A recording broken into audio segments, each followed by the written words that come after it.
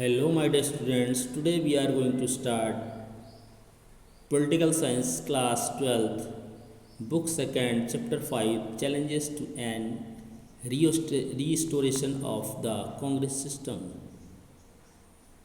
तो आज हम देखेंगे चैप्टर 5 जो कि कांग्रेस सिस्टम को रिस्टोर करने और जो चैलेंजेस थे उसके रिगार्डिंग है. Because after the freedom there was a single largest party, we can say that it was dominance of the Congress party in Indian politics. भारतीय राजनीति में कांग्रेस पार्टी का जो प्रभुत्व था वो तीसरे आम चुनाव में भी देखने को मिला और पंडित जवाहरलाल नेहरू सक्सेसफुली तीसरी बार प्रधानमंत्री चुने गए. But in 1964 in may he passed away. तो देयर क्रिएटेड ए वैक्यूम. तो एक शून्य जो स्थापित हो गया था उस समय. तो एक क्वेश्चन था, यूजुअल क्वेश्चन. तो who was the successor of Pandit Jawaharlal Nehru? Who will be successor of Pandit Jawaharlal Nehru? यानी पंडित जवाहरलाल नेहरू का सक्सेसर, उनका उत्तराधिकारी कौन होगा? क्योंकि जिस तरह से देश आज़ाद हुआ था उसके बाद जो लीडरशिप थी वो कांग्रेस के आसपास सिमटी हुई थी और पंडित जवाहरलाल नेहरू ने 2 कार्यकाल अपने बड़े सफलतापूर्वक पूरे किए थे और देश अभी कई समस्याओं से जूझ रहा था. पाकिस्तान की समस्या या रिफ्यूजी की समस्या या डेवलपमेंट की समस्या तो थी. और सेकंड क्वेश्चन ये भी था कि the serious doubts that many outsiders had about whether India's democratic experiment will survive after Nehru. कि क्या नेहरू के बाद भारत का जो डेमोक्रेटिक सिस्टम है वो सरवाइव कर पाएगा या फिर दूसरे देशों की तरह यहाँ भी आर्मी रूल होगा.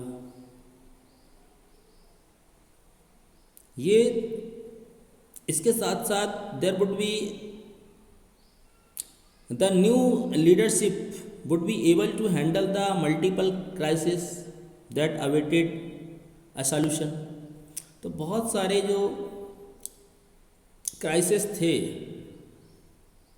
उनका सॉल्यूशन इंतज़ार कर रहा था कि क्या उनका सॉल्यूशन होगा. तो ऐसी परिस्थिति में the 1960s were labelled as the dangerous decades.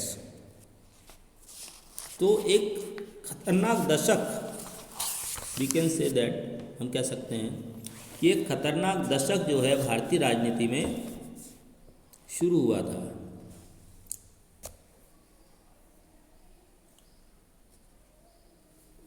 अब यदि हम देखा जाए तो कि एक जो विकल्प था कांग्रेस पार्टी के पास लीडरशिप के लिए, वो इनके एक लीडर थे पंडित जवाहरलाल नेहरू के बाद लाल बहादुर शास्त्री. तो if we see about the Lal Bahadur Shastri we can see that he has participated in the freedom movement since 1930.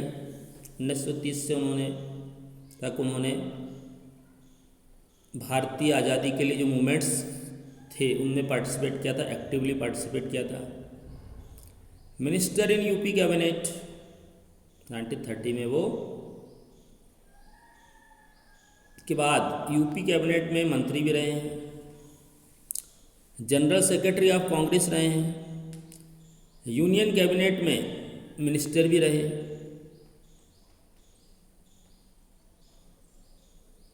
तो ये एक ऐसे चेहरे थे जो सर्वमान्य चेहरा लगभग उस समय कांग्रेस के पास था. तो the ease with which the succession after Nehru took place proved all the critics wrong. When Nehru passed away, K.